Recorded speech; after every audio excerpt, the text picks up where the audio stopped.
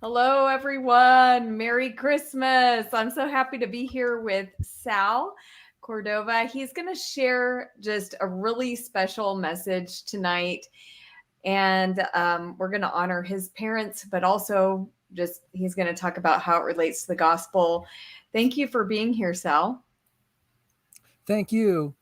And the message has changed a little bit.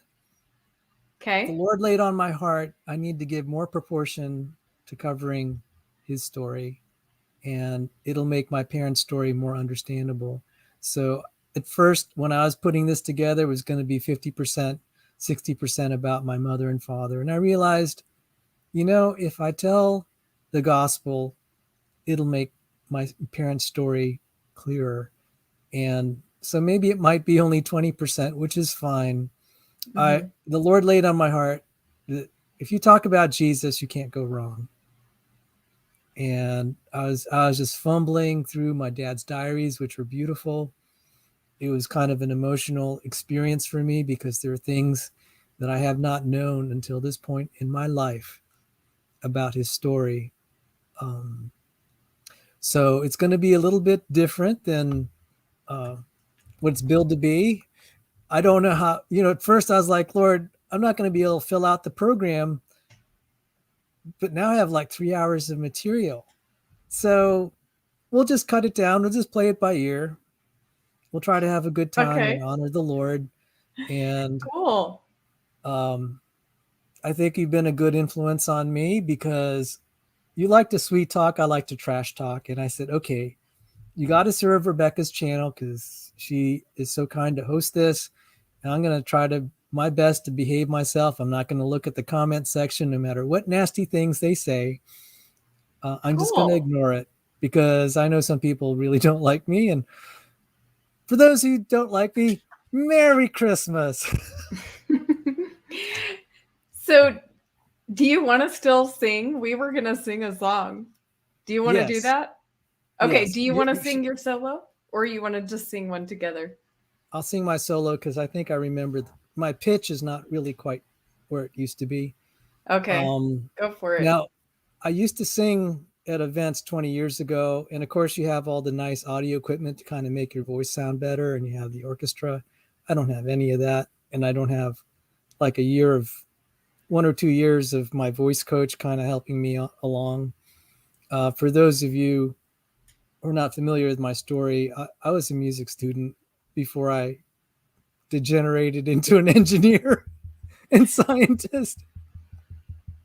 No, that's a joke, guys. Being an engineer and scientist is a great profession. I'm just saying that conveying how heartbroken I was to have to go try to make a living in disciplines that didn't quite fit my personality.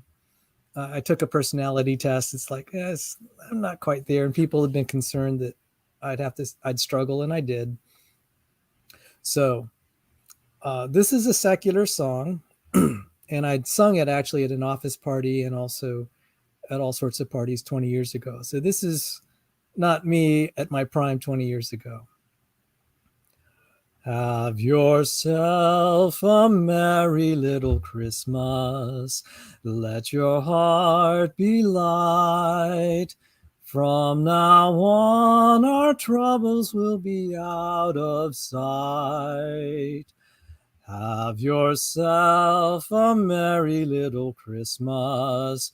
Make the Yuletide say, from now on, our troubles will be miles away. Here we are as in olden days, happy golden days of yore. Faithful friends who are dear to us, gather near to us once more. Through the years we all will be together as the Lord allows. Hang a shining star upon the highest bough, and have yourself a merry little Christmas now. Awesome. And I hope it doesn't really trouble anyone. We want to sing another song, and I just hope like the viewers don't go down, down, down. Like, what is going on here? All they're doing is singing. Okay, we want to sing "Hark the Herald Angels Sing." So I'm gonna do my best. We have not practiced this at all. Okay, this is what a rehearsal sounds like, guys. Hark the herald angels sing, glory to the newborn King. Peace on earth and mercy mild. Am I singing too high for you? Too low? Just too a little bit too high. No. Actually, just keep going. I think I'm going to give you a real... God and sinners reconciled. Joyful all ye nations rise. Join the triumph of the skies. With angelic hosts proclaim, Christ is born in Bethlehem. Hark the herald angels sing, glory to the newborn King. Wow. I think that was as awful as the last time we tried to sing together without rehearsing. One of these days we're going to have to rehearse. We made a joyful noise to the Lord. Yes. And I am so happy. I love Christmas. And so I love Christmas songs. So anyway, let's get started with. Well, if it puts you in a good mood, hey, it put me in a good mood just to sing. And maybe we'll encourage other people to sing. Because I learned being a musician, you have to hit a lot of wrong notes before you get the right notes. So anyway, I need to go grab some Kleenex. If I could share this is actually going to pertain to, let me explain what I'm doing here tonight. And it's been a long project of mine. I've been trying to understand romantic love and Christian love, because in the church, traditionally, it's been frowned. Romantic love was considered kind of, at best, not, depending on the tradition. Like the Catholic tradition, it's like, well, if you're married, you can lust after your wife, and just like, that doesn't make sense. But I mean, that gives the attitude that if you have kind of like those kind of feelings for someone you're married to, that's sinful. And like, I don't know. I mean, as I studied the Bible, it's like, that's not exactly what the Bible teaches, because there's some Proverbs, and then you have the Song of Solomon. And we look at our culture today, and love between human people is celebrated. And it's like, well, is that really of the Lord? And I've come to think of it, I said, it's a metaphor. It's a metaphor. It's, like a photograph, it's not the real thing, but it still conveys something of the real thing. And this kind of came to the fore when I knew someone from Cyprus. She's Greek. And she would refer to her husband as agape moi. Agape, my love. And the Christians treat agape as if it's a very special kind of love that's, pure and only to God. And if you actually read the Greek, like the love of money, it'll say agape. So it's not like, it is, in a sense, the way that we use the word love in English. So when it says in the Gospels, they loved the approval of men more than the approval of God.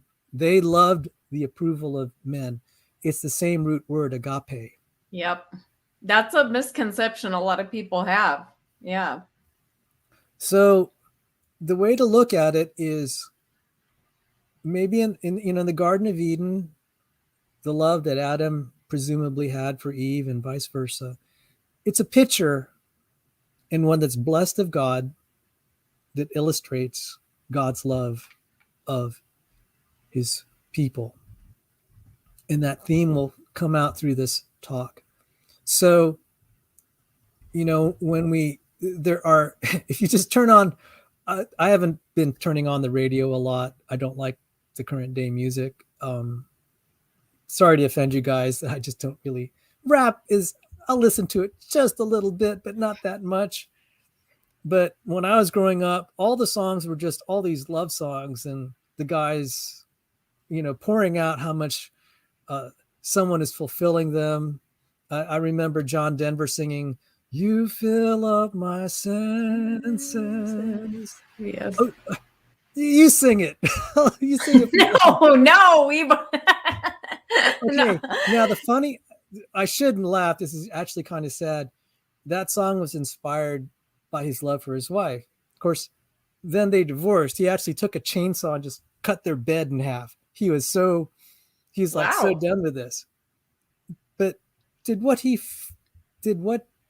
felt in his heart at the moment he sung it, was that pure and beautiful? And I'd say, actually, yeah. We live in a corrupted world. So some of the pictures of how love should have been in Eden have been corrupted. And so, it always fascinated me. I'd hear these artists write these beautiful love songs or sing them. And I said, they must be in the most wonderful relationship. And you just read, and it's actually not. And I'm like, how does that make sense? And I realized, when we were cast out of the Garden of Eden, in our genes is still kind of the picture of what we long for. And we're trying to recreate it, but God put a cherub to guard us from going back to Eden. The way to go back to paradise actually is going to be a new paradise. We can't go back to the old paradise. We have to go to the new one, and we have to go through the cross to get there. And as you're going to go get... No, I just wanted to say, you're getting ready to talk about romantic love between humans and between the Lord and us. But I just want the people watching to know a little bit about you. And, you've been single. You have waited for romantic love. And part of the reason that you were waiting is because you've sacrificed yourself to care for your mother. For 18 years, Sal cared for his widowed mother. And so even though I'm sure that you've greatly desired to have a wife and to experience that romantic love, you have also honored your mother and taken care of her and kind of put your own things to the side. Did you want to respond? Oh my goodness, that's so kind of you to say that. I was nearly married a couple times. I've offered a couple proposals. One was rejected, one was accepted, and then I changed my mind. I've had my heart broken many times, and sadly, I think I've broken a few along the way myself. And things just don't work out. With regard to my mom, just before Dad died, and I thought I was going to get married. There were a few girls that seemed to show interest in me, and some of them were my singing partners because you could tell I loved to sing, and that's kind of how I got to meet some of them. But there was one who she'd be calling me up, and I think I doubt she'll be watching this, but she'll know who she is if I mention it, the details. One time I was out, I was good friends with her boyfriend. I knew him actually before I met her. But one night we were out, and I was just talking about, how I lost my tennis partner because she went back to school. And when I mentioned that, her eyes lit up. I was thinking, please don't look at me that way. She said, "You play tennis?" And she said, "Let's go play," right in front of her boyfriend. I just like, don't do this to me. This is so embarrassing. I didn't want to betray my good friend. Well, a few days later, I hear that they broke up, and I had this message on my phone. She wants to go play tennis with me. So I said yes. And she said, Sal, let's go play tennis after church. Why don't you pick me up and we can go to church together? So she was really, um, we never were an item, but I was very flattered because to me, she was the most beautiful girl in McLean Bible. And that's a big church. And a lot of the guys were always, if they were going to have a date, they wanted it with her. But and I don't know why she picked me. There are many fine guys, but I was just like, Lord, I'm grateful for the attention. I don't think this is going to work out. I just had that feeling. I said, we'll just be friends.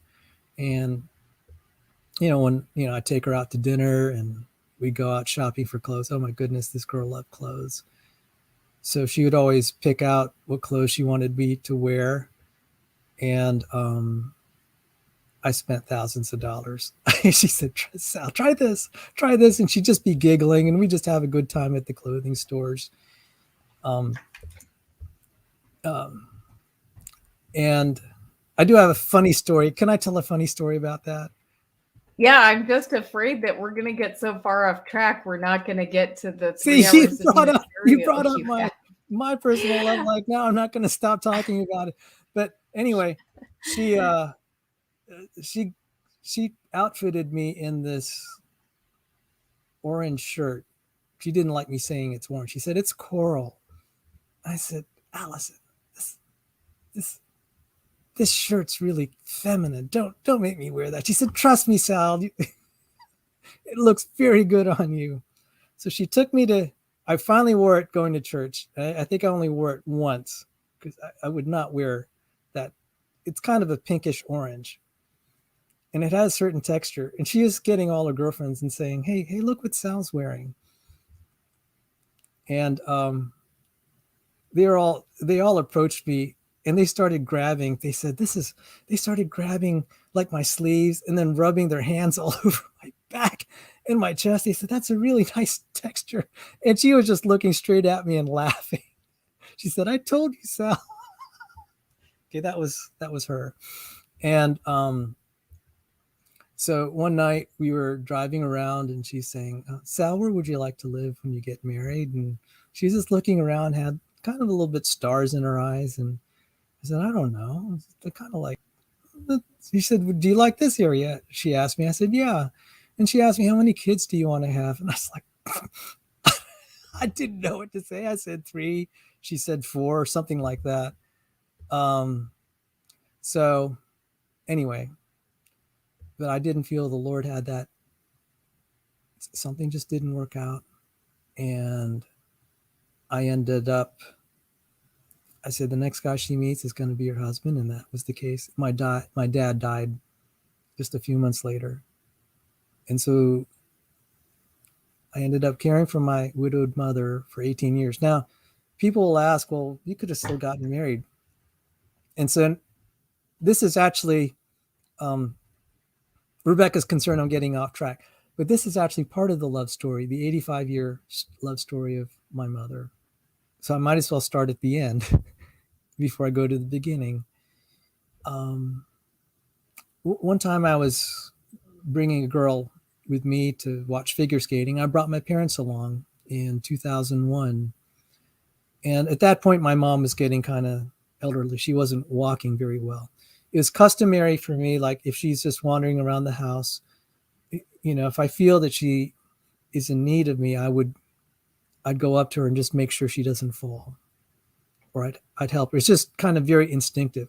So there we are at the subway station, going to DC to watch the figure skating because my mother and I really loved figure skating. In our household, it's football and figure skating, baseball and ballet.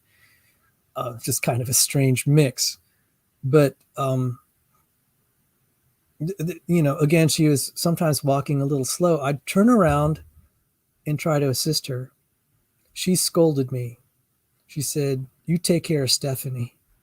She gave me that mad look. She said, I could take care of myself. You take care of Stephanie. And it's like, oh, I am with a young lady. I have to behave a little differently than I do at home. And she scolded me several times. all this to say, and this echoes kind of her values. If I'd gotten married, I know my mom would have sold her house, moved to a nursing home, and been alone. She would not have tolerated that behavior in her son, not to give 100% to his wife. If I'd gotten married, I think it would have torn me to pieces, because knowing my mother would be in a nursing home and she's widowed and she's lonely, and she would not tolerate me spending too much time with her, even thinking about her, I think that would have killed me. I, you know, I mean, yeah, maybe I could have found a wife that would have made it her priority to care for my mom. But, the Lord has a way of working things out. And I said, maybe God had it in the cards that I might not have been too good of a dad. I probably would have been a distracted husband. I could have been an exceptional son. And it says in 1 Timothy 5:4, says in 1 Timothy 5:4, it's pleasing to the Lord for the children to take care of their parents, especially a widowed mother. And I thought, gee, Lord, how many places in the New Testament did it say something was pleasing to the Lord? And that little passage comforted me, because there are times I just thought, Sal, I totally blew it. My life didn't, it's hard to go to church and see all the married couples there. They look so happy. And I feel like I'm a second-class citizen. Not that they make me feel that way deliberately, but you just feel like they have something I don't. I failed. Yeah. And that verse comforted me. And sometimes the loneliness of being single, I think, just like you're talking about how God came into the flesh and chose to have suffering, and there's that passage where Jesus wept, and he knew Lazarus is going to be resurrected in, just a matter of moments, but he chose to experience human emotion, so much so that he wept. And I said, as lonely as I might feel about not marrying this girl or that, I think my mother felt the depths of despair 100 times more, because the man she loved for 56 years had passed away. God gave me a lot of compassion for my mom because of my loneliness and singleness. I said, oh my goodness, because when I'd look at her, I said, I have nothing to complain about, because, and I mentioned in the description, I'll talk a little bit about C.S. Lewis, but his wife died of cancer. And there's this scene in the movie Shadowland where his wife was confronting him and saying, no, you're not going to be that way, Jack. We're going to enjoy this now. You're not going to worry about the future. The pain in the future, the pain then, is the price of the happiness now. And I was like, yeah, the happiness my mom had, it comes at a cost. Now, I'm going to talk a little bit about the problem of evil, because the Lord reverses it. In 2 Corinthians, the affliction we have now is the price to pay for happily ever after with him. But we kind of still get the picture that there's a price. The price of happiness is suffering. That is such a Christian. Everyone understands that. But I think 2 Corinthians 4:17 puts that also at a very personal level, because we have like the suffering of Jesus paying for our sins, but it's even also our momentary light afflictions are building for us an eternal weight of glory. And so that is my, yeah. So you're going to make me cry, Rebecca. So I'm just smiling and nodding. I think it's your words that are making you cry. Oh yeah. So my, now looking back, it's like, yeah, Sal, in the world sense, I didn't get what I dreamed of. But 1 Timothy 5:4 moved me to feel like God put me where I needed to be. I needed to comfort. It says true religion is caring for widows and orphans in their distress. And so not only was I caring for my mom because she's my mom, according to 1 Timothy 5:4, but according to James, to comfort a widow in her distress. And, I don't regret a minute. So that's a little bit, that's, again, the part of the love story there, that God provided someone to care for my mom when her husband went home to be with the Lord. Do you have any comments? I saw you flash some questions. I did. I wanted to put this comment up here. Zing says Sal is a saint to look after his mom for 18 years. Well, thank you. Nidamos said, does Sal ever want to have kids? Not in this world. I think the instinct to have children, but when I see just kind of how this world is kind of going down the tubes, it's kind of scary. So it's actually a yes and no. I love children, but I think I'd probably worry to death every moment over their welfare. I don't think I could handle that well. Some parents can handle it. I have friends that have lost children and they still go on. I don't think I could do that. So thanks everyone for the questions and kind words. So I need to go grab some Kleenex, but I'm going to show something in biology. If I'm going to share my screen, and these are courting rituals. So we're going to talk a little bit about romantic love because it's going to relate to my mother and father and their relationship. I've said that there are some things in Christianity that are variants, that are opposed to feminism. But even before we go there, let's just look at the world of male and female in nature.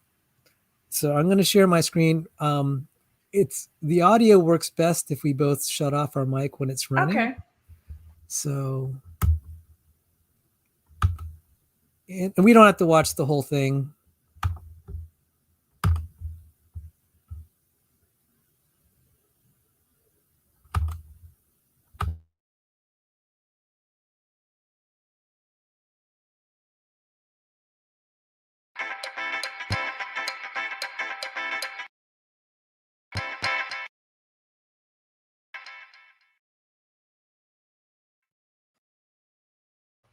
The sound is good, by the way.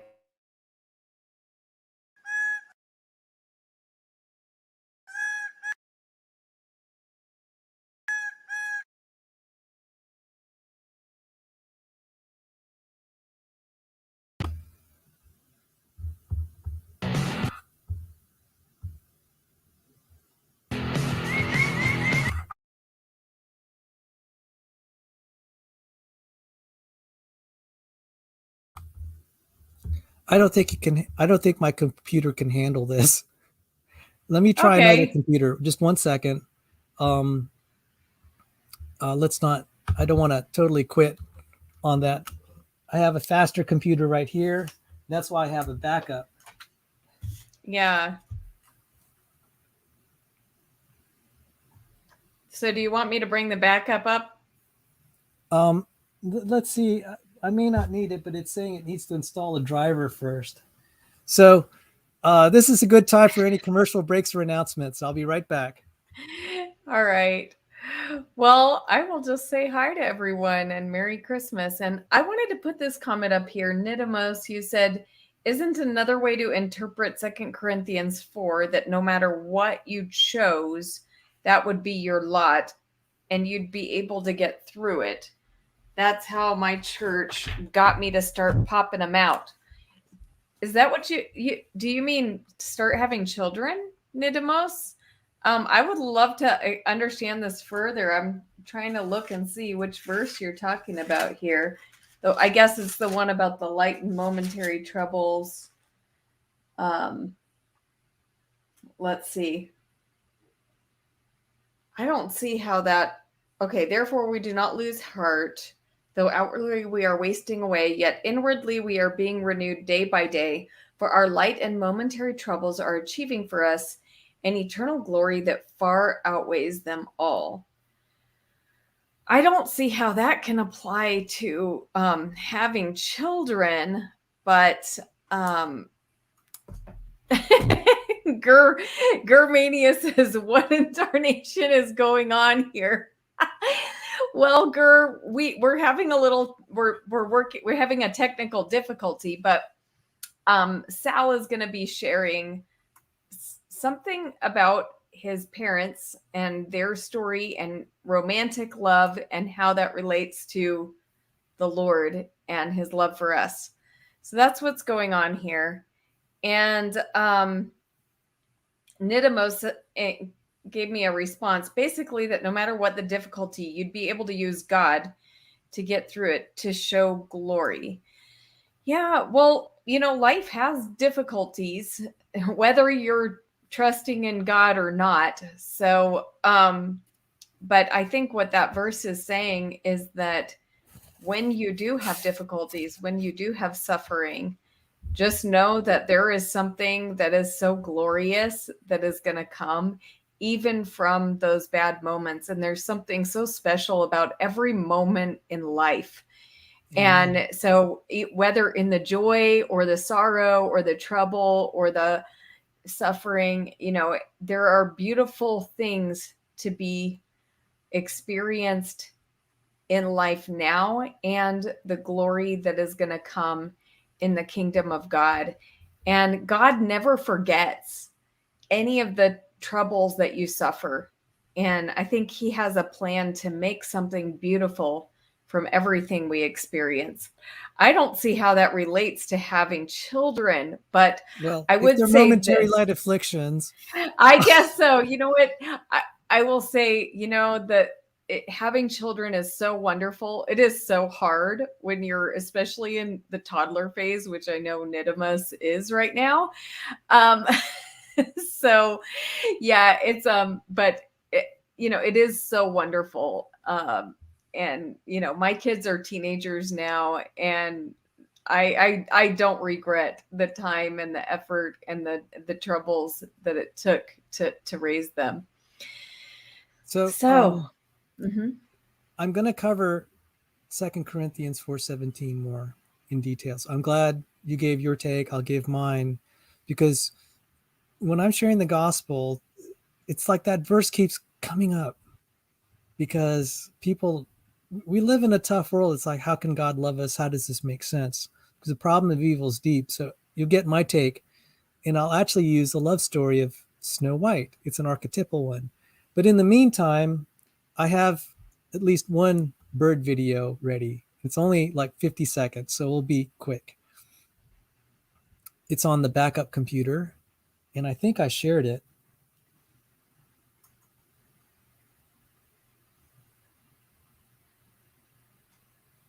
Is it not coming up? Nope. I don't see your backup computer anymore.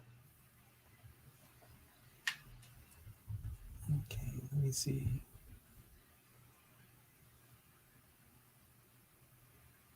How did I bail out? Let me try again. So forbearance to thanks to everyone for their forbearance as we work through these challenges. Yeah, but it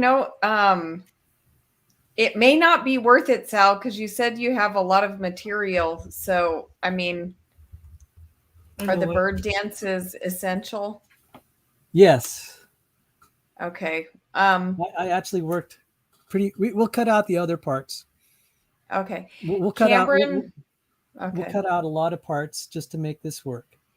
So Cameron, see, I'm not going to go down the path of probably what everyone's expecting. I'm going to take lots of unusual turns. So this will be an unusual show, and it's not going to run anywhere probably like anyone expects. And because wow, really?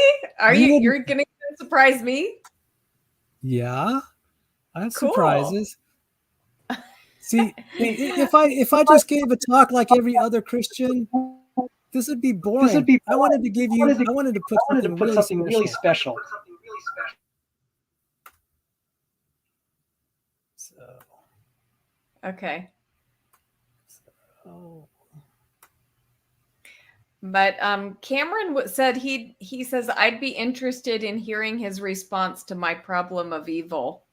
And Cameron, actually, Sal and I have already talked about.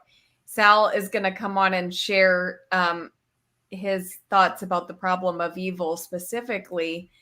And I would love if you send me your thoughts about the problem of evil, and then maybe we can include that in Sal's response. Okay, do you see the? All right, here we Yep. go. Okay. This is a picture of intelligent design here. And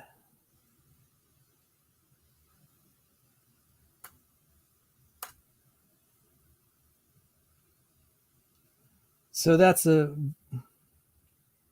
Vogelkopf. That's the male. And he has ornaments. And this is a courting mating ritual. He's trying to attract a female. So the theme of tonight is a faint heart never won a fair maiden. So there are certain roles that the male, and there's the female. So he's trying to court her. And you'll just see this everywhere. You could just watch this and it's like, okay, see, that's how he's trying to woo her. He's making a display and he's trying to woo her. Of course, he gets rejected, but then, you never know if, see, he's crying out to her. It's really amazing that you'll see this throughout the animal kingdom. So many human behaviors are reflected in the animal kingdom, both the good and bad and kind of the scary, and then also the beautiful. This is kind of one of the examples of the beautiful here. What I'm trying to point out is God wired males and females a certain way. And, it's fashionable, unfortunately, in my opinion, that they're saying, oh, this is just cultural or a construct. I'm just like, no, this was not created by the birds. The way that they behave, this ritual was created by God. Male and female are beautiful in the way that they interact. I mean, it's just so carefully designed. She won't be attracted to any other species of birds like this because he's designed just for her. So that's really all I had for that. But you'll see this theme again. It's like, that we can say that this is a picture of romantic attraction that's even in humans. And I'll say, is that like not by God's design? Is that like an accident? You can take that one down, Rebecca. Thanks. So, I can't hear you. You can also, thanks. There we go. Mm-hmm. I mean, what did you think? That's really beautiful. Exactly. So when you read the Song of Solomon, and it's been kind of hard for the church, it's like, what do we do with that? It's because I'm not going to read. I mean, some of it is like even too graphic for me. And I like, you have the guy admiring the girl's anatomy and vice versa. But you saw that with the birds. He's just kind of making a display. And I'm like, oh my goodness, what do I do? But if you think about it, this is something of God's design. And I, so let me talk a little bit about, in the church, that sort of thing is frowned on because really, unfortunately, it's associated with bad. You have things like premarital intimacy that shouldn't be there. You have adultery. You have divorce and then remarriage to, maybe, like John the Baptist was getting on Herod's case because he married his brother's wife and said that's not lawful. And so usually the romantic attraction is denigrated, and it's like they say it's also superficial. That's not real love. But then it's like you can't run away from the fact that it's wired in biology throughout all of creation. The theme of male and female is there. So how does this relate to a faint heart never won a fair maiden? God has a picture in biology of a special role for a male versus females. Think for example, if you had a herd of 100 cows, 50% males, 50% females. What wouldn't work is if we killed off 49% of the females and you only had, 49%, and they were all females, and you only had one, say 49, and the ones you killed off were the females, and you only had one female left and you had 50 males. That would not be very productive for the herd. However, the reverse, if you killed off 49 of the males, left only one, and you had 50 females, that would perpetuate. And this is known by biologists. Now, they take their evolutionary spin on it, and I don't. I'll have some comment on that. What does that mean? It means the males are expendable. We saw that instinct for the male to sacrifice himself is deeply embedded not only in human biology, but that's a theme throughout like all biology where there's male and female. And it says in Ephesians, husbands, love your wives as Christ loved the church and gave himself for her. The idea that we see in biology is the female must be protected above all else. The male is expected to give his life for her. And I've wanted to have a discussion with some people that say, oh, we want males and females to be identical, basically. They don't want to say that. They say equality. But the idea that there's specialization, I'd say, okay, let's consider the Titanic. There weren't enough lifeboats on the Titanic, sadly. And it came to the realization some of us are going to have to die. Who's going to die? The husbands chose to die. Now, Rebecca and I had a little conversation backstage, and she rebuked me properly and said, Sal, it sounds like you're saying women aren't courageous. I'm like, yeah, I'm sorry. I didn't mean to imply that. Because my mother, who had to live 18 years without the man she loved, I think that's a different kind of courage. I don't know that I would want. If I lost someone that I'd been partnered with and I loved that deeply, I don't know that I'd want to live. She had to have a lot of courage to face 18 years and to find a reason for living. One of those was me. She was praying for her wayward son to straighten out. God bless her. And she was praying for her family that had all sorts of kind of the normal problems. So I don't view that the women are any less courageous. They're differently courageous, because that takes a lot of courage to say, I'm going to live without my husband. I have to carry on.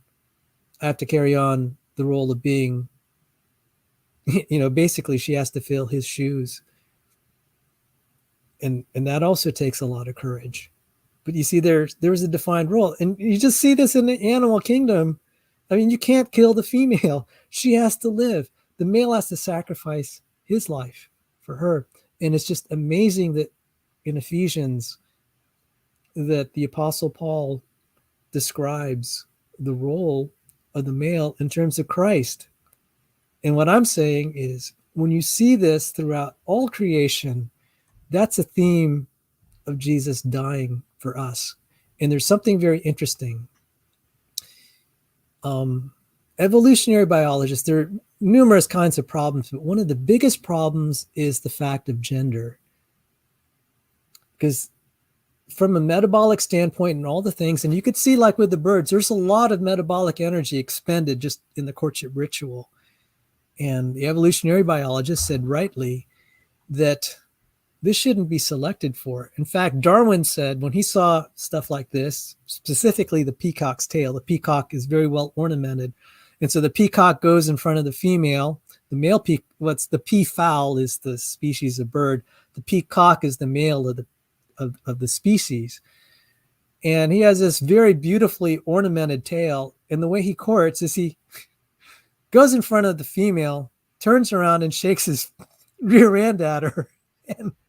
And if she looks at him and said, what a great tail, and that'll be her partner. And Darwin saw that and said, this destroys my theory. And he came up with another theory, and subject to another talk, he said, people have said that, his idea of sexual selection doesn't work. It's failed theory, even though, like a lot of theories, it persists in academia. But he said that shouldn't be there, because that makes the male very vulnerable to predation. Being killed makes him a great target, and it's very wasteful to have such a ornamented tail. And you're like, well, you see, evolutionary biologists said males are kind of useless. males are kind of useless. Why do they exist? And I was like, it would make sense if biology was not meant, it's not all about survival. It's meant to glorify the creator, and it's meant to tell a story. It's meant to tell a story. So if you have any comments, I'm going to go back to the slideshow. Cool.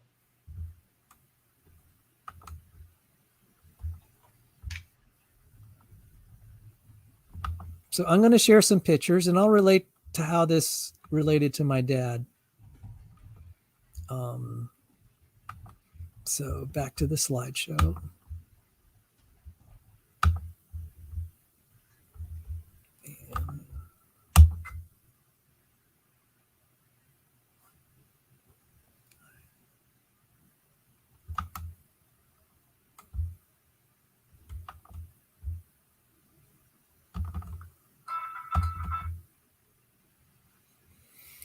So I actually stumbled on this.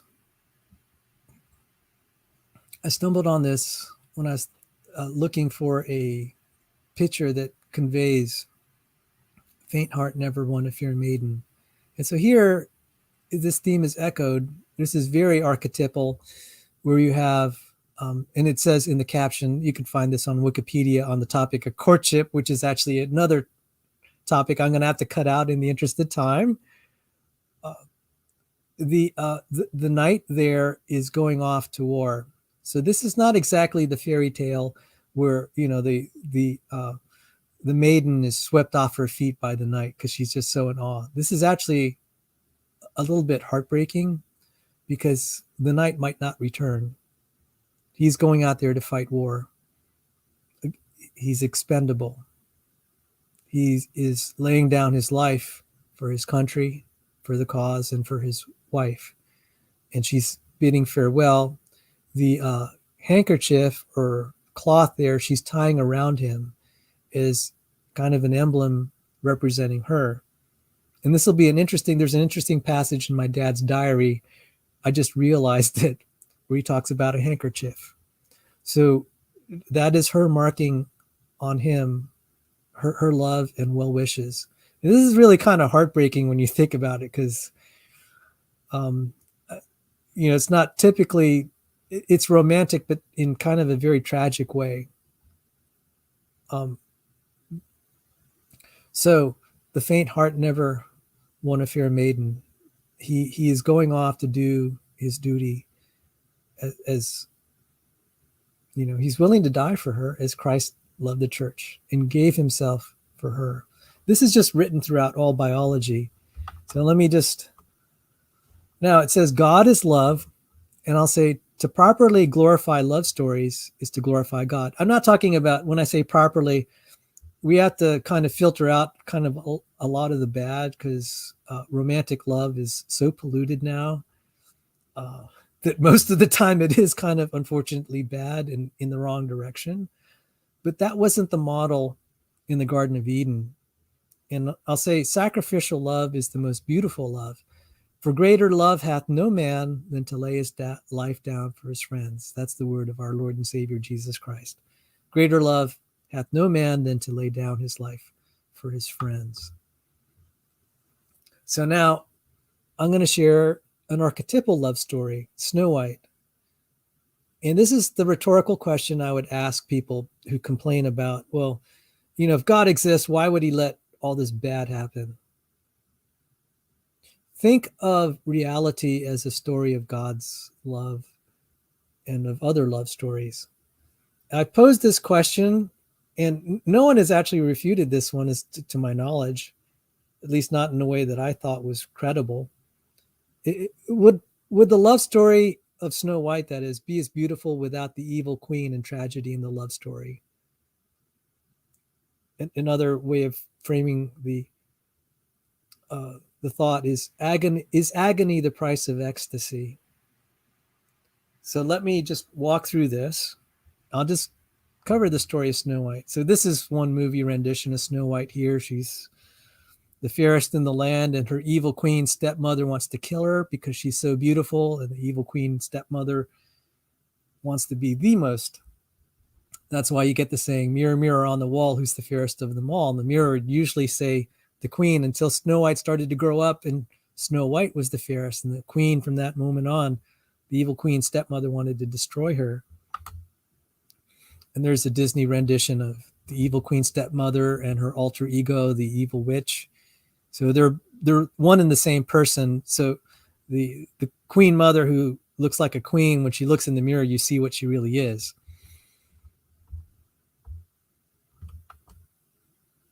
She kills Snow White. And then the prince comes and realizes he's too late. But then, she's in a glass coffin, and as they're bringing her for burial, she'd eaten this poison apple. And one of the elves there, you could see the little elves there, bumps the coffin, or someone bumps the coffin, and it causes the poison apple to dislodge. She comes back to life. Now, she comes back to life, and she marries the prince. The evil queen mother attends the wedding, but then the prince takes care of her, and they live happily ever after. You see, there's something about this tragedy. It's beautiful, and the story makes sense because of a resurrection event of sorts, if you think about it. And I stumbled on this I'm not really into fairy tales, guys. But I was just trying to illustrate 2 Corinthians. I said, I could be kind of really theological. I said, no, that wouldn't satisfy my artistic taste. Let me try to deliver the message, deliver it home with a fairy tale. And so the idea is initial tragedy is essential part of happily ever after. Happily ever after is meaningful because of the possibility and existence of tragedy. So just imagine then that you wrote I challenge people. I said, try to write a love story that doesn't have any tragedy in it, or heartache, or brokenness. It might move some people, but it doesn't move people like this. You could take almost any, as Snow White is a fairy tale, you can take other stories that are probably a lot deeper, but it's the fact that there's tragedy, there's a resurrection event, then happily ever after is more meaningful. And so that is my way of expressing the meaning of 2 Corinthians 4:17 from a human perspective. So there's the affliction and suffering of Jesus Christ on the cross that paid for our sins. But the Christian living in this life is having to deal with all that. Paul is comforting them and saying, this momentary light affliction that you are suffering, in addition to Christ's suffering, is building for us an eternal weight of glory far beyond all comparison. So there's some, you could take this down for the time being, Rebecca, the screen share. So there's this widow in our church, in my local church, Occoquan Bible. Her husband died of a heritable disease, and her kids, 2 of her 3 kids, inherited it, sadly. They may be terminally ill. What do we say about God abandoning them? And as I and the elders were praying for these 2 children, they're like in their 20s now, the verse that kept coming to mind is, this momentary light affliction is building for us an eternal way to glory. And by the way, this is only for Christian believers.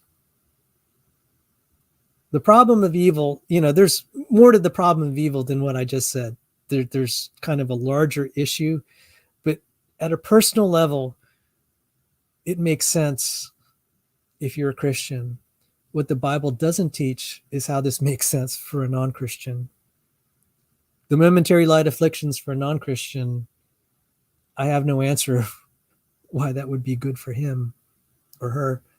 But for the Christian, this is building for you an eternal way to glory.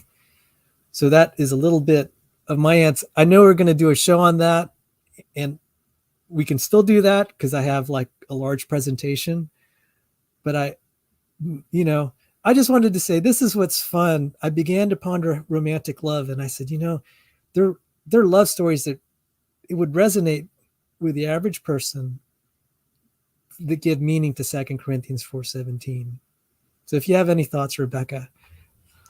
Well, I love that, because actually, and I don't want you to read the chat, Sal, but I do want to mention that someone was asking about, well, then why did God create Lucifer and all that stuff? And he was asking that before you brought up the, thing about the queen and, and I don't think he was satisfied with your answer about that, but I am. Yes. I find this, okay, of course, the evil queen, causes problems and all these things, but it is a more interesting story. And I'm not trying to say that, oh, God is torturing us or making us suffer to make the story more interesting. But I think there is, something that is you're sharing here that resonates. Well, you see, this is the question. And by the way, whoever asked that's very probing, because when I nearly left the faith, I wrestled with this. Why didn't God send Satan to hell before creating Eden? So God makes this beautiful paradise. Cameron, are you still watching? Cameron, you have to hear this, because this is what Cameron was asking me the other day. And I was like, I've never even thought about that. But now you're here ready to, you were wrestling with that too. Well, yeah. See, this is why, it's on some level, it was refreshing to talk to atheists, because they had these questions that were in me and were never answered in church properly. And still to this day, like you had the ex-apologist, I said, Rebecca, that was one of the best shows, because that just tells me people are just not getting it. The pastors are kind of just not thinking deeply about what's actually in the scriptures. And, they're kind of, all the theology on theodicy and apologetics, they don't cover this the way it should be, because it's actually in the scriptures. You just have to think about it a little harder, but it's there.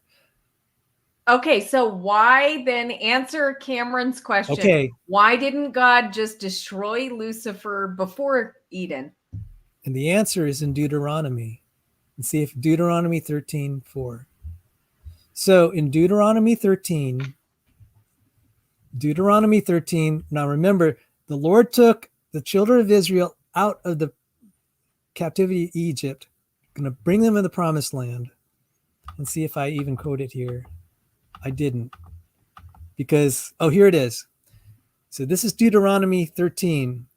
And God said, if a prophet or a dreamer of dreams arises among you and gives you a sign or a wonder, and the sign or wonder that he tells you comes to pass, and if he says, let us go after other gods, which you have not known, and let us serve them, you shall not listen to the words of that prophet or that dreamer of dreams. For the Lord your God is testing you. For the Lord your God is testing you to know whether you love the Lord your God with all your heart and with all your soul. And if you think about this, what do and you talked about my singleness, but this is true of a lot of people. The loneliness I felt was because I was seeking true love. Is God, we're in the image of God. If you just think about this, God is looking for true love. He wants to know that his people love him, that they have true love for him. And Deuteronomy kind of describes this, and I thought about it. I said, God gives humans this beautiful paradise where they could live an eternal honeymoon. And I wanted to show a clip where Adam, kind of in the mist, was taking Eve and carrying her and just twirling her around in the waterfall. It was actually beautiful. I said, that's the way it should have been. God's giving them all that. But he only asked one thing. And it's really funny. There was no sin there. There's no possibility of any sexual sin. I mean, there's not going to be any adultery or fornication.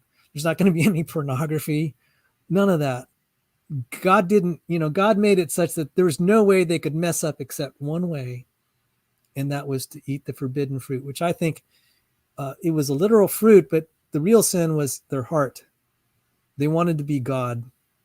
That was really offensive to the Lord.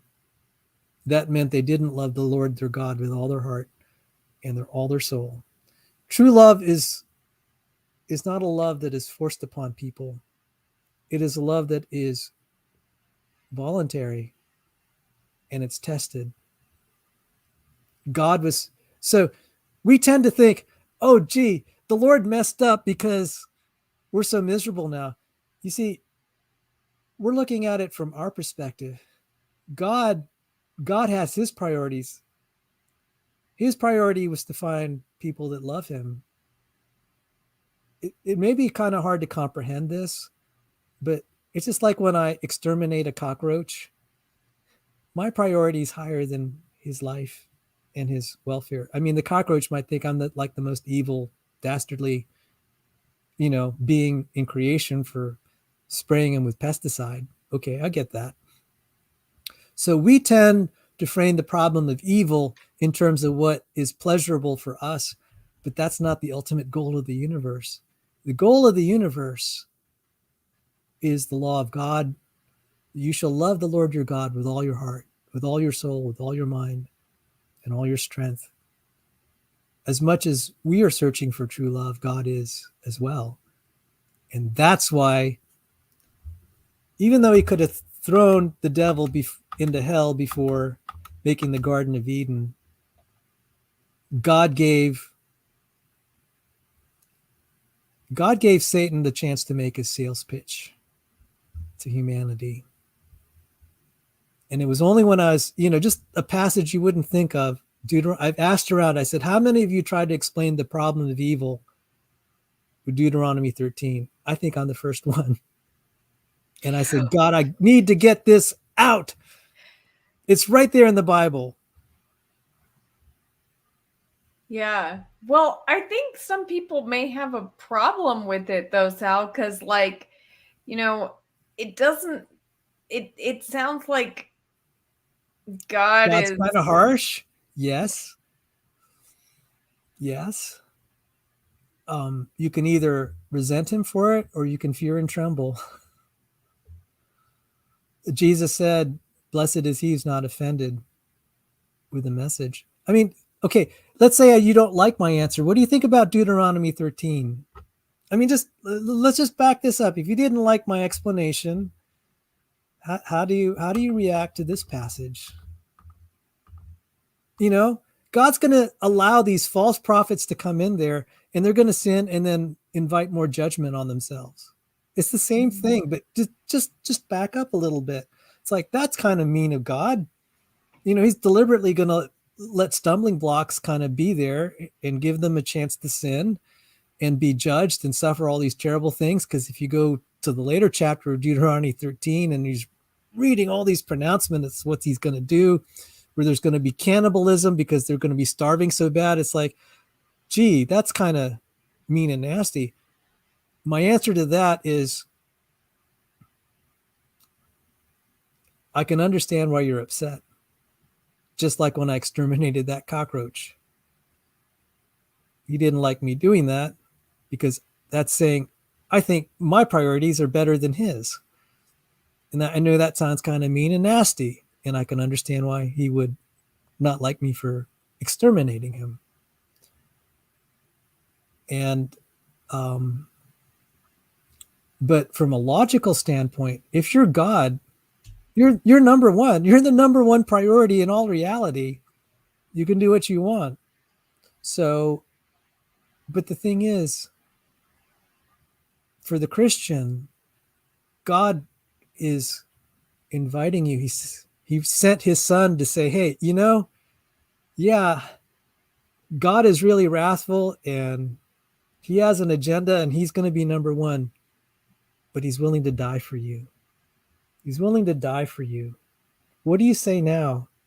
Because now all of that is going to be made up for. And this is really hard because you could put this one, I could do a stop screen share so I could, oh, all right. When I was sharing with the atheists, I just trying to get to know them. I didn't really preach very much. I wanted to be a listener. And I encountered this girl who confessed to I and some friends of hers. She was just in tears. She said she'd been assaulted. And, I'm trying to be family friendly here. You know what I mean? And it just hit my heart. I said, Lord, how do I tell someone like that she's really seeking about the love of Jesus, because this horrible thing has happened to her, and horrible things have happened to all sorts of people.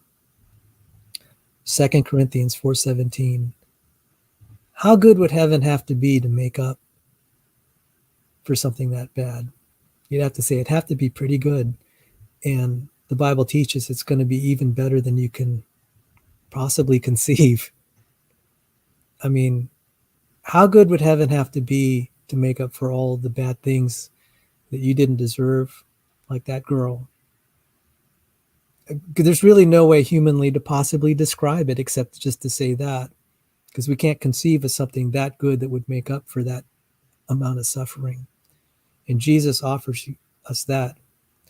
So, that's the thing. It's human nature to say, hey, we know better because I'm just like that cockroach. The universe has to revolve around me. And anything that doesn't revolve around me and causes me suffering, like Sal exterminating the cockroach is feeling like, you monster. It's like, well, the difference is between me and that cockroach is Christ died for me. I didn't die and become a cockroach for the sake of that cockroach. Only God can do something like that. And he's pouring out his love. And he can make something, that's another theme that is in the New Testament. God is glorified by taking something that's a wreck and making it beautiful. If you think of how a flower grows, it takes the soil and the dirt and water, and it blossoms into something beautiful. God can transform something that's ugly into something beautiful. And, it's like, okay, I'm not going to sugarcoat this, that, a lot of people are saying, well, you have to try to make God look like Santa Claus. I'm like, no. When the gospel was preached in the New Testament, people feared and trembled. And they threw themselves at the mercy of God and said, Lord, have mercy on me. Like that thief on the cross said, Lord, remember me when you come into your kingdom. And some bad things were going down that day for him. You may not like the hand you're dealt. And I get that. It's really kind of hard that there's some people that are not Christians. They tell me about their children dying and they have to live without their kids, and, all sorts of stories there. I get that. And they, a lot of them are just very bitter. It's like, well, that, I get that. And people ask me, well, how can you love someone like that? How can you love a God that is, if you think about it, he's number one. Everything else is not as important. How can you love a God that makes himself number one, the priority of reality? And it says in the Bible, we love him because he first loved us. And sometimes I say, I don't know why. I just do. And if for nothing else, I don't love what the non-Christian world has to offer me. Not one iota. I mean, I've been tempted. I mean, there are days out, the cross is a cross to bear for the Christian walk. But I'd say in some, no, I'm not going I don't want to go there. I don't want to serve the quote unquote God of atheism. There are no answers in atheism. Rebecca, you're so silent. I don't want to be I'm doing. listening to you, Sal. This is great. So I agree with you totally. do you like that? There's no answers anywhere else. And I mean, for me, like, there's nothing that this world has there's nothing this world has to offer that compares to knowing our creator. I mean, this is amazing. There's nothing. And so yeah. So I'll share. There are just so many things if you look at the story. So God let the devil come into the Garden of Eden, but you see, this is also archetypal. God ends up being the hero that crushes the bad guy, the villain. You just see this. So God created the world, and He knew that okay, there would be a devil there, and he sinned, and then Adam and Eve sinned, but God's so powerful, He could turn this around, and it's to His glory. Why do we have this show called Flip or Flop? Do you ever watch the HGTV? Not too much, but I've seen something like it. Yeah. Okay, so what do they seek out? They seek out a house that's a wreck. And the reason it's compelling is the flippers, the house flippers, are demonstrating their skill and ability to take something that's a wreck and make it beautiful. So that thief on the cross, he's dying. He made a total wreck of his life. By the way, it's probably one of my favorite passages in the New Testament because, I can lament about all the bad things that happened to me, but the things that I really lament are the self-inflicted wounds. It's like, man, I mean, that's really hard. That's a tough cross to carry. It's like, man, how I've messed up. And that story resonates. And Jesus is saying, no matter how badly you messed up there, Sal, no matter how badly you messed up, thief on the cross, today you'll be with me in paradise. I can transform this into something better. Eternal life, the resurrection and eternal life make sense of the problem of evil on so many levels. And that's just one example. And I'm just like, I didn't get this taught to me in church. Not in this kind of detail. And we have the themes of Jesus did talk about the passage, truly I say to you, unless a grain of wheat falls into the earth and dies, it remains alone, but if it dies, it bears much fruit. Whoever loves his life loses it, and whoever hates his life in this world will keep it for eternal life. So yes, man sinned in the Garden of Eden, and the honeymoon that was supposed to last forever is now over. We bear our cross each day, and we have to carry it and deny ourselves. It's like, that's no fun, and I get that. But Jesus is promising you'll keep it. Whoever hates his life in this world will keep it for eternal life. And he uses the analogy of seeds. Again, we know, we creationists, we just marvel at the science that, again, the Christian themes are just throughout nature. I don't think that's an accident. So, you have like dirt and logos, which is in the genome and the cells of the seed. There are things, roses actually have seeds. That's why I showed it. It's called a rose hip. I don't know why they don't call it a rose seed, but there's it right there. It goes into the ground and it can make a rose. Jesus is the logos, just like the genome. It's planted in us and it can transform us in the next life. It starts to transform us in this life.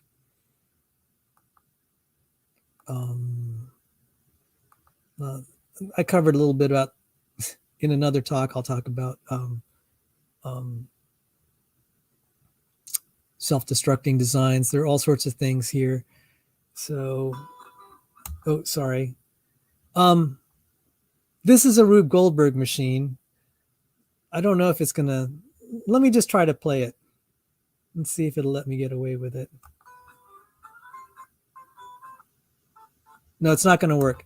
Let me go to the backup computer, Rebecca, because this will touch on why God wants. We tend to think of the intelligent design as for our glory. It's not. It's for God's glory. Oh, great. Oh, did I not put on the audio? Let me stop sharing and I'll put on the audio. Apologies. Hang on. So I'll stop the share. Let me reshare here with audio. I'm sorry, Rebecca.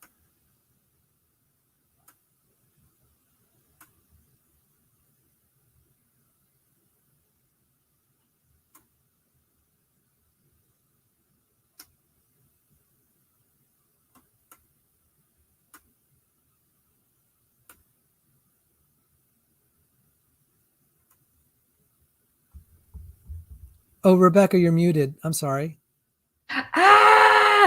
I was just thanking all the people who are watching: Zhang and Nidimus, Janet, who else? AJ, Jesse, Well, Merry Christmas to you all. Cameron. Thank you guys. So this is just like a 2-minute video. Okay. All the philosophers who are criticizing Christianity, they tend to define intelligent design as good and bad in relation to them.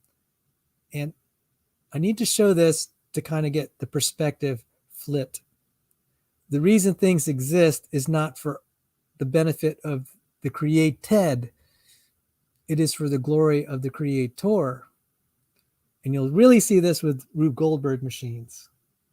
And this is, by the way, Rube Goldberg machines are talked a lot about in intelligent design.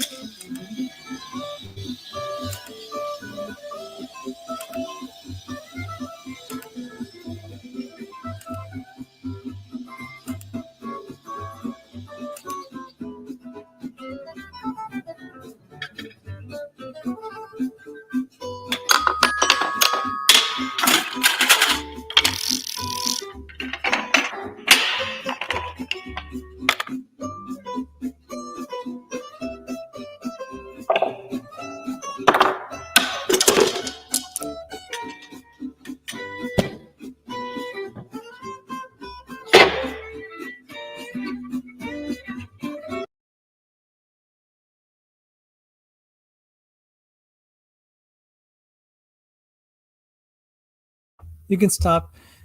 Okay. What do you think about that, what you just saw? I'm asking so maybe I can clarify why I actually saw it.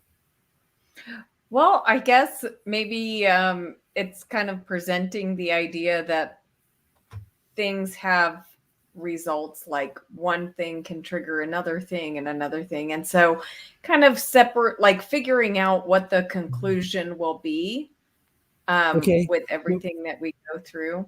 I I mean, think is this what you're trying to get to, or not quite, what? and that's why I asked, because Mhm. the real point is, why would we make such a silly contraption like that in the first place? Is it for the sake of the contraption, or is it to show the ingenuity of the designer that he can put something that just so barely works, Mhm. but it does? It's just like someone walking a tightrope. Why does he do it? Because it's just like so improbable. And you'll hear the theme of improbability in intelligent design. Things are just taken. It's just like building a house of cards. Why would we build a house of cards? It's not for the I sake. don't know. It's so frustrating. It's to show your, basically it's to showcase our ability. We're just kind of amused. I mean, people do it. All right.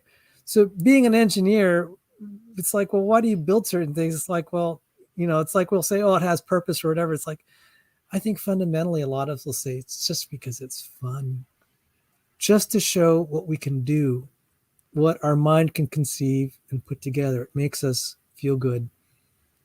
Do you compose songs, by the way?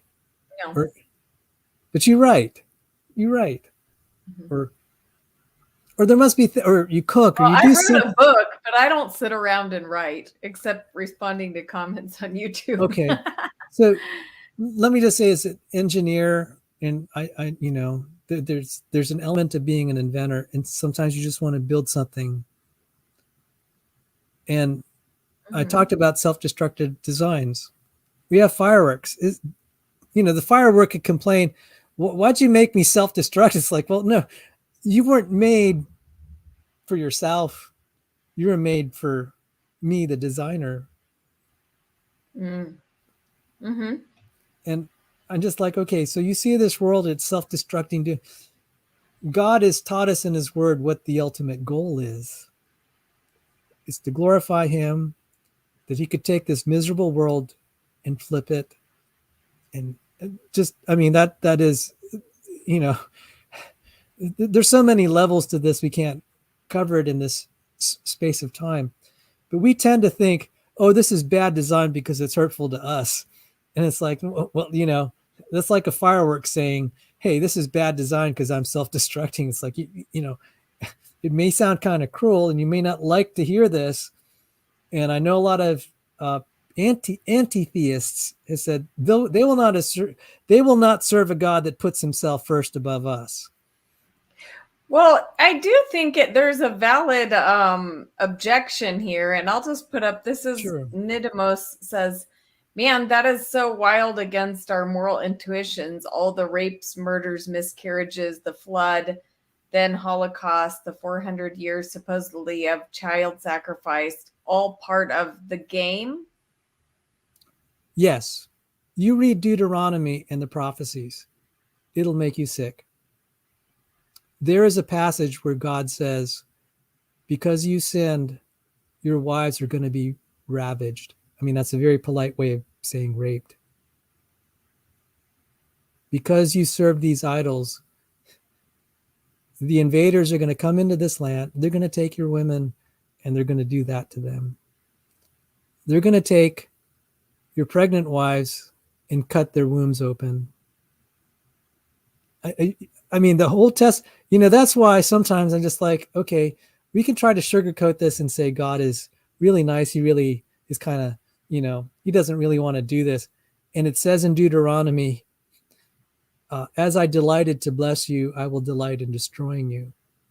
And I'm like, how do I apologize for that? I just like, well, you don't. You'll drive a lot of people away when you read the Bible just as it's written. So the atheist tactic in a debate is to say, boy, God just seems like this awful ogre. How can you persuade us that he's that good? And what I'll say is, you're judging God in terms of human wishes and desires. What you have essentially done is said, if things don't conform to the way you want, you'll reject it. You have then placed yourself in the place of God. Do you not realize that when you say you are the number one priority, and I get that, we all care for our kids. And for the record, just in case you think this doesn't hit home,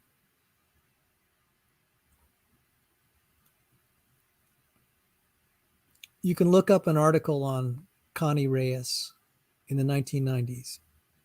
There's this social worker who was raped and murdered. She was my aunt. So, I think all of us have stories in our lives where, like, yeah, we could be really, really bitter. And I could say, okay, I could walk away and say, this is so terrible. I'd rather go to hell than serve the Lord. I mean, that's what some anti-theists had told me. And I was thinking, I could make that choice. I chose not to. I said, I could reject him or I could accept him. So some anti-theists said, even if you had all the evidence, Sal, we'd rather go to hell than serve the Christian God. That is, that's something I'm not going to try to persuade you one way or the other. It's your soul. It's not mine. I've chosen to give my life to God. And I think a lot of Christians that make that decision have to face that God is allowing some pretty terrible things on this earth. And they have chosen not to let that get in the way of them receiving God's forgiveness and acceptance. And I'll tell you, probably one of the hardest things, and I don't know any way to console someone. Some people that decide to accept the Christian faith, they realize then, gee, my mother and father were not Christians. If I accept this as true, that means my mother and father are suffering for eternity. And I have friends and relatives, they have children lost that were not Christians. And I'm just like, man, it's like, Lord, how am I going to share the gospel with that? Because they may have to come to terms with that at some point. That's why Jesus said, he who loves his wife, loves his children, loves his mother or father, the implication loves anything else more than him is not worthy of him. And I thought, Lord, that's kind of harsh, You got to put, that's when God was testing Abraham. What does he do? He said, sacrifice your son. I'm just like, yeah, the Christian calling is pretty high. And sometimes I think evangelical churches are so eager to get converts, they don't tell people accepting Christ, you got to count the cost. You got to count the cost. And it's like, for me, it's like, there have been days it's like, Lord, I don't think I have it in me. You got to give me the strength. Send people my way that can help me through this. So I'm sorry, I'm not going to sugarcoat how cruel God can be. I mean, as sobering, as hard as this may sound, my pastor used to say, okay, you see all that God allowed? That's just a warning sign. That's a warning sign of just what his wrath will be on after Judgment Day. So you complain about, the rape and starvation. The Bible teaches it's going to be a lot worse. In the New Testament, it said that when Paul was sharing the gospel with Felix trembled, shook physically. I think something in Felix's heart said, this is right. And it terrified him. The other reaction is just hatred of God. And I don't know what to do about that. Okay. That's something that if you become a Christian, you're going to have to deal with, and that's probably something I haven't completely figured out. All I could say is for myself, I want the forgiveness that Jesus offers.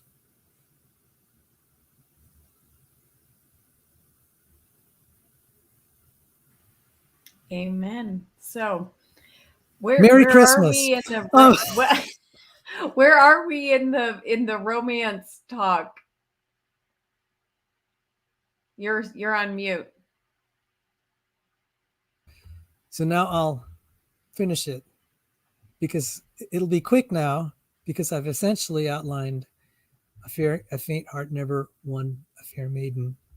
So so the archetype is Jesus Christ. My father was merely kind of an instance of that, as to use computer science terminology. Oh, here again is the peacock. Oh, if you could share my screen on there.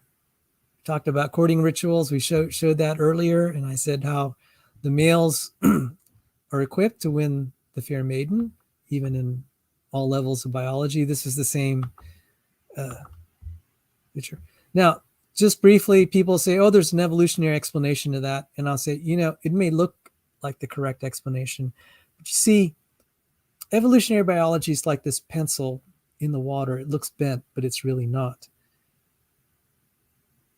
You can come up with a theory that the pencil is actually bent, but it would be wrong. Evolutionary biology argues kind of fundamentally that life is not designed, and it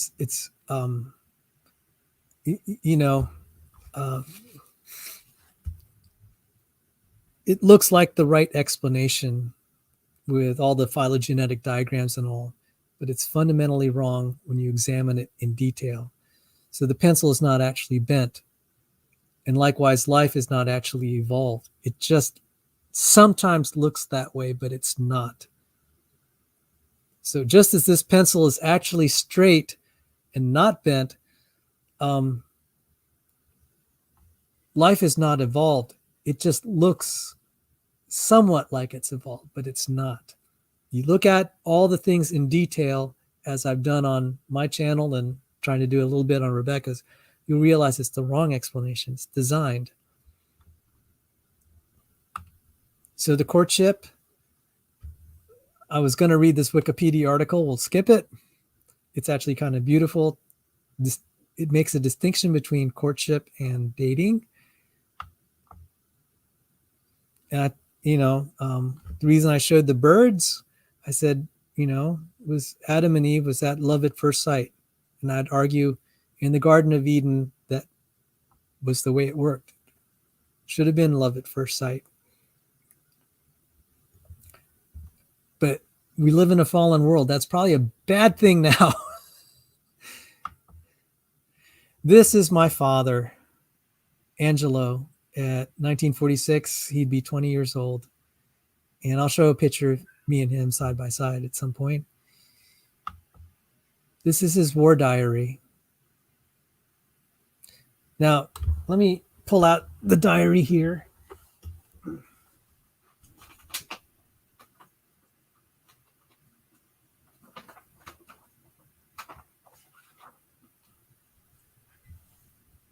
You can see the diary is very thin. It's not a big book. And it began in May 17th, 1942. Wow. Amazing. His last entry was 2002. And the amazing thing is he was an accountant. And so a lot of major things were just almost like another accounting entry. So he'll talk a lot about things that are not as significant as other things, but they'll be just kind of like entries in the diary. But I Brian says, was his father in World War II? Wow. And that's what I'm saying too. Wow. And I'm just like so amazed you're holding this diary from, yes, so he may have carried it with him to the battlefield. That's amazing. Wow. He may have carried this when I was holding this, I said, when these events transpired that very day, he might have been writing in this book. And I'm holding this book. And he held on to it from 1942. The amazing, and this is a little bit more of an aside, but I was like, he kept talking. A lot of the entries were about the parties he attended, and the girls he was dating. And I was like, And I realized, oh my goodness, he was only 18 years old. This reads like a teenager. Now, this is amazing because he's in, the Philippines was occupied. The Japanese invaders are there plundering and pillaging and doing all sorts of cruel things, but people go on with their lives. And I realized that's a great quality because otherwise you'd go insane. Amazingly, he didn't have a lot of rants about all the brutality of the Japanese. I don't think I saw very little, if any, of that. And by the way, there's some language used. He refers to them as Japs. I don't mean to be, derogatory. There are some Christian women who are Japanese who attend my Bible study. I just want to clarify, okay? We have thank God for peace now. But I was going through this diary and I was saying, this is my dad. He's only like 19. He's like 21 years old. And like one of the first entries, I talked about that handkerchief in that picture. And he said, visited Deling, that's her name. I hold her hand and took a handkerchief that first night I met her. So you remember that picture? I told you there's that picture of the night in the handkerchief. And it just struck me. I said, you see, there's still a little bit of that chivalrous culture even there in the Philippines. All right. So he goes on a date in January 10th. What's another entry shortly thereafter? He brought Nena and Menchu to Lemol. Those are his sisters, my aunts. He went to Paranik and a fight with the Japs when convoying U.S. ammunition and supplies. Now, this is a very famous battle, actually. This is the landing of the 11th Airborne, like angels from the sky. So he's a guerrilla fighter. This is just amazing that it's so terse. It's almost like, he's an accounting ledger. And so there's highlighted there, Paranik. I'm not pronouncing it right. February 7th, he stayed with the U.S. Army at Tagaytay and Baclaran. And Tagaytay is there's a historical monument there, Tagaytay Ridge. It says here, the site of the first parachute landing in the Philippines, executed by the 511th Parachute Infantry Regiment, 11th Airborne Division, 8th Army USA, under Lieutenant General Robert Eichelberger and Major M. Swing, Major General M. Swing, 3rd February 1945. So Dad was on the ground supporting this action, and it's just kind of, I did not know for a fact that he was actually there until I read the diary just a few days ago. My mom didn't want me to read the diary because there's some private things in there, like about his girlfriends. Sorry, Mom. I'm trying to honor our family. But I mean, I was actually looking, I wasn't looking about my dad's girlfriends. I was looking about this monument here. And here's the monument in the Philippines. And it just kind of, I almost wept when I saw this. I said, Dad was there. He's just a young man risking his life here. And I was reading these entries. There's a picture of a little boy on the horse. That's me. I visited the Philippines. That's in the vicinity of where the paratroopers landed. That's in the vicinity of Dad's battlefield.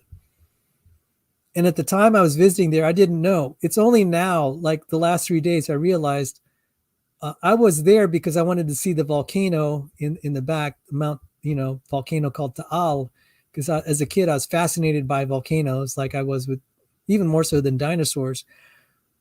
I didn't realize this was the battlefield of that landing. You heard about the Normandy landing. The Tagaytay landing was one that's thankfully unopposed. I could show a picture of the landing. I'll just skip that in the interest of time. And so these are some of the locations he was describing. He said, we went to Kanbulang and have a dance 2 nights. And we disarmed Colonel Bayani and raided the camp. So there's infighting between the guerrilla camps So the Filipinos are fighting against other Filipinos for, you can read about this, it's kind of sordid. But in the middle of the war, they have a dance. And if you see old World War II movies, it's really funny. You'll see the pilots going flying out and getting shot up, coming back to base, having a good time, going on. This is just amazing that because he was in occupied Philippines, he's, where you live is where you fight. So you're in a dance one day in your native town, you go out and do guerrilla fighting the next day, not too far away. And I was going through the maps and like, oh my goodness, this is just incredible. And there's that's kind of the city where one battlefield was. And he said, we had an encounter in Banlik, Frezo killed, and Jose Cantilar was wounded. When Dad was giving me, Wow. when he was walking me through his diary, one time he sat me down, he said, Sal, I want you to see this. And he only did this a couple times where he turned exactly to that page and to that entry. He knew it by heart. He said, Frezo killed. And he told me, he said that, I could tell he was still grieved. I mean, you can't really gather that because he's not introspective like me. In my diary, I'm very emotional. I'll talk about, oh, this is how I feel. This is how I feel. This is how I feel. Dad's very just kind of matter of fact, but he had grief. He said it was one of the saddest things because the soldiers are dying in his arms. They were under his command. And he said, the soldiers were saying, tell my wife and kids farewell. He said, very sad. And so that was, again, just all these cities that he's mentioning in his diaries. I had to go to Wikipedia. I said, was it really there? And you're like, yeah. I just had that feeling of authenticity, just drove it home. He said, wow. And he writes here, and this is not very flattering, unfortunately. He said, I was in command of the unit that fought in Matang Tubig, where 4 Japs was beheaded. So there's a lot of savagery. Probably under some conventions, this would be viewed as war crimes. The soldiers under his command beheaded the Japanese. I don't know all the details. Dad said he didn't approve of it, but they were under his command, under his order. They were executed. And not that I should make light of this, but one time Dad was pretty mad at me. He reminded me he killed people. So if I misbehave, just like, yeah, Sal, I could take your head off. And I shouldn't make light of this. This is savagery of war. But just imagine, in the one page, he's talking about he held a girl's hand, got a handkerchief from her, met her the first time, and then he's talking about dances, and then he's talking about the warfare that happened here, where all that happened was Matang Tubig and other, these are just like, this incredible. The Wikipedia has all these locations where Dad fought. And February 17th, Japs surprise attacked us in Kanbulang. We fought from 9 a.m. to 2 p.m. Many civilians killed. Duran and Ernesto, and I can't pronounce the last name, was killed, but not killed. Scratch that. They were wounded. And that is a significant portion. No question that Dad had courage. Fast forward till after the war. I could tell that he went back when he was rereading his diary. He's trying to figure out, when did he go out with my mother? And so you hear him talking about his broken engagements, the wedding proposals that were turned down, meets the mother. And even in his matter-of-fact way, you could tell, oh my God, she's special. I could just sense that in the diary, just the way he talked about her. And so it looks like, now they knew each other as children. They weren't really even as far as I could, Mom always used to say he was the ugliest and the poorest of them all. Now he had a rich father, but the dad didn't give him any money. Mom would always quip, he was the ugliest and the poorest. He was poor because his dad was rich and was just a real miserly person. And it says here, November 1st, I had a date with Esther, so that must be his first rate, in the New England Hotel, in New England Hotel Street, went to church, went on a date, went to church. He may have gone to church with her. I may go back to the calendar to see if November 1st happens to be a Sunday. Good on him for that. Now, he gives his thoughts on the guerrilla war. He was a guerrilla there. And that is my mother and father with my sister Elizabeth. She was the firstborn. So this is the two of them. But wow. I skipped and I didn't say faint heart never won a fair maiden. So he comes back home. He's a war hero. Now in the Philippines, it's kind of corrupt. People abuse power. There was a lieutenant, I believe, in the Philippine Army. He was armed and he was using his position to kind of harass my mom and kind of force her to be his whatever. Practically kidnapping her. I mean, that's just, kind of the thug mentality back then. And I'm not at all condoning it. And Dad happened to be there. He intervened, argued with the guy. Dad was unarmed. The attacker was armed. And finally, Dad said, "You got to kill me to get to her." Now that's my he may have said it in his native language, and that's the best second, that I got what he said secondhand. But that was the essential. You got to kill me to get to her. The attacker relented. So courage won the day there, because Dad had no recourse. He said, "All I'm armed with is my willingness to die." Mom noticed that. And they got married. 1946. I don't know if I thought I was going to post a picture of their wedding invitation. It was beautiful. And so this picture is 1948. You could see the 1940s hairstyle on my mom. That's my sister Elizabeth. Wow, this is a great story. See, it makes more sense now in light. You see, this is beautiful because it came from God. That instinct is the picture of Jesus Christ in the relation of my mother and father. He is willing to die for her. So that little girl you saw in that picture, that's the woman in the red dress here. That's my sister Elizabeth. And then that's my sister Veronica here. And you can guess who the little boy is. That's me. That's us in 1966. Our first year in the United States.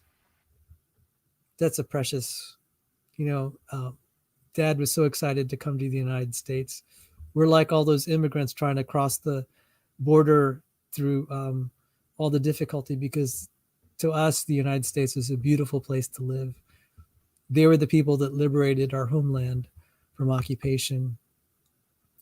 And so here is father and son. That's my father, Angel, who changed his name to Angelo when he came to the United States, April 1946. And that's Sal in 2000, 54 years later. And I don't know, when I looked at that, I said, we even posed the same way a little bit. Mm-hmm. And I have to say, it was a little hard. I had a few hard moments when I was reading this, because I really miss my parents. It's hard not to see this and just have that outpouring of love in my heart for them and what they represented. This is my mother in 2012 at my sister's second wedding. Her first husband died, and the African-American gentleman there is her husband. So all the nations are represented. We have people from all ethnicities represented. You could see my mom in the wheelchair there. She wasn't going to be stopped to come to my sister's wedding. And this is Sal and with my mother in 2015. Now, so this is, the love story of mom and dad started when they were children, when they met. They weren't in love, but dad went off to war, like the knight in shining armor, and he came back and he rescued her. And the way the love story ends is she has a son by the man she loved, and he cared for her. Now, I'll try not to break down when I share this part. I think I might. That last month, when before mom went home to be with the Lord, she was lying down in the hospital bed we had set up for her here, and she looked so peaceful. All the family noticed it. I said, come on over. We were under lockdown. I said, I don't think she has much longer. Just come. Don't worry about that, because she may not last anyway. She had this peaceful look on her face. And I said, I think I know what that means, Lord. And there's one time she was lying down and she's looking up. Her eyes were closed and I knew she was asleep, but she was smiling. She had that smile like someone that had finally seen a long lost family member and they're reunited. That beautiful, perfect smile. And it's like, I don't think I've ever seen her that happy. I said, God, no, because I knew what that meant. I knew what that meant. I said, Lord, I'm not ready to say goodbye. I could see it, that even in her heart, she can see that she's coming home. She had that perfect smile. And the night she passed away, I was there. It wasn't completely unexpected. I was just had my stethoscope that, I'd listened to her heart faithfully as I could, as I was caring for her over these 18 years. The last few years, I'd be listening to that heart. And I was just examining, because I could hear the lungs had some congestion, and suddenly it went away. And I'm just like, she's going to be all right. I heard her last heartbeats. She stopped breathing. She had that same peaceful look on her face, like she's going home and she's going to be in a happy place. I don't think that was an accident that I saw that look on her face. So people wonder why I'm a Christian. I said, that's an example why. This love story of mom and dad would be a total tragedy if Jesus didn't die on the cross and give us eternal life. My life would be very, very, very, very sad, because that means all the love and good times that she had, it's just gone now, totally meaningless. And the very next day, I hope you get to meet Dr. Sandy Pigeon. He comes on my channel a lot. He called me as soon as he got the email, and it's really funny. We did a show Thursday night just like this on a live stream. 24 hours later, within 24 hours or so later, my mother had died. I was expecting her to live. He got the email from me that she passed. He called me right away. And I said, I want to hear from a retired Navy SEAL. You've dealt with death. And he said, Sal, listen up. Your mother's in a better place. Suddenly, just my heart lifted. Your mother's in a better place. So I try not to make this sound sad. Can't help but cry because it's sad for me. But she's happy now, happier than she's ever been. And it made me feel like, I helped her go to heaven. And one thing I didn't tell you, my brave dad, he was kind of on the edge of the Christian faith most of his life. He knew. One story I didn't share is that my sisters, we lived in the third world. They wanted to abort my sisters because my mom had pregnancy complications, life-threatening, at least according to the doctors. And I think they were correct. She had hyperemesis. That's where the fetus causes the mom to just not want to eat. and she'll vomit. She couldn't keep any food down. And they said, you have to abort your kids. Mom said, I'd rather die. Mom and dad agreed she's going to risk her life. So again, it's not that the woman has any less courage than the guy. That big courageous step. Also a big courageous step for dad to say, I could lose my wife in this decision too, both my wife and daughters. And I was an easier pregnancy for my mom because we had a better doctor actually to give mom IVs. But that, that really moved my dad close to the Lord. And my sisters became nurses. One of them a nurse over 5 decades. But in 1990, around the first Gulf War, my mom was away taking care of my sister who had a surgery. And dad and I were just hanging out, went out to a fast food place. He said, Sal, what does it mean that Christ died for us on the cross? I was thinking, Dad, you've gone to Catholic church for all your life. He said, what does it mean when the priest says that? I don't understand. Can you explain it to me? And you know what? For 10 years, I was praying, Lord, I don't know if he's quite there, praying fervently for him for 10 years. And then finally, around that time, I was getting dreams that dad died and I wasn't sure. And I remember one day driving home from my engineering job because it was bothering me. I said, Dad, I got to tell you about the gospel. I need to know you're going to go to heaven when you die. I shared it again with him. And again, he'd be going to church. And then some months later, we had this conversation. He said, what does it mean? So we went upstairs to his office after that, and we talked. Remember, I've been praying for him for 10 years. And he started sharing. He said, all my friends have died. And I said, Dad, you're brave. He said, Sal, I'm scared. I want to be right with God. All my friends have died. He said, when I was young,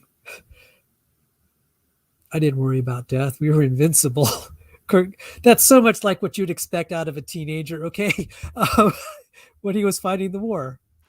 But that's so strange, isn't it? When he's seeing and experiencing death every day and so many of his friends dying, but yet he still felt invincible at that age. Yeah.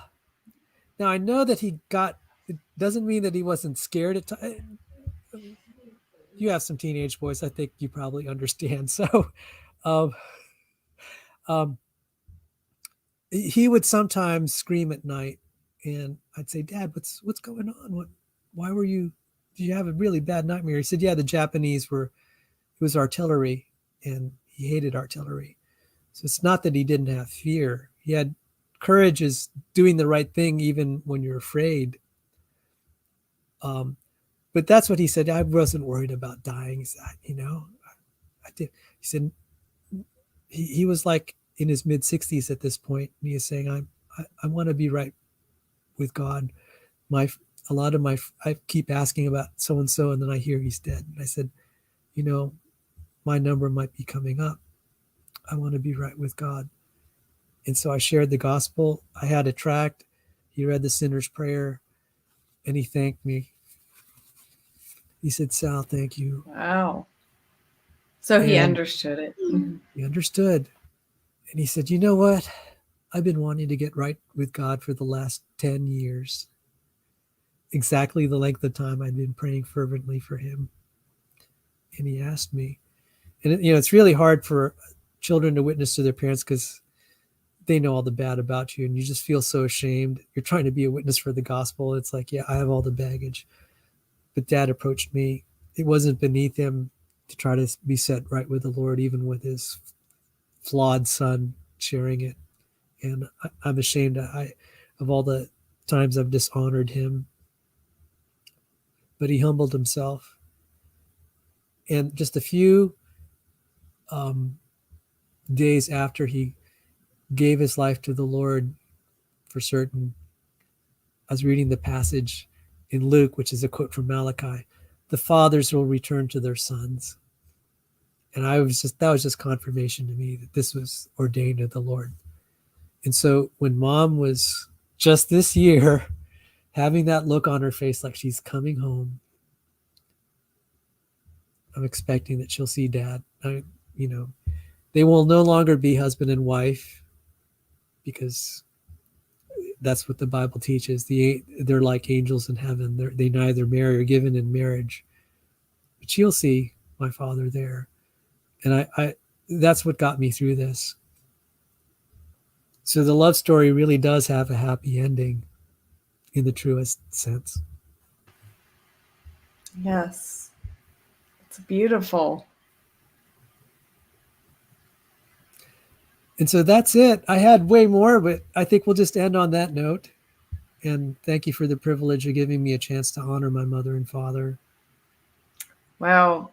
Thank you so much, Sal. This was absolutely beautiful. And wow, it's just, I hope, some people went to bed, but I hope they'll come back and watch the conclusion because, it's just so amazing to hear the history with your parents and your dad and, just like you said, the beautiful conclusion because the end of the story for us is not the end. The end of their story here is not the end. And, so because Jesus died for us, like, he was willing to die for her, and Jesus was willing to die for us and Amen. give his life. Cool. Do you want to do a solo? A You have a solo. beautiful. Yeah, if you Oh want to my sing any gosh. Christian hymn, then you won't have to worry about me. Just sing the song that you've been practicing. Oh my goodness. Um, I don't. Well, I mean, Sal, I have a lot of songs, but I'm trying to think of one that goes with the theme that we're doing right now. So, um, the one that comes to my mind is just this one. In his time, in his time, he makes all things beautiful. In his time, Lord, please show me every day as you're teaching me your way, that you do just what you say in your time. Praise the Lord. Yep. Thanks for watching, everybody. Have a great night. Thank you, Sal.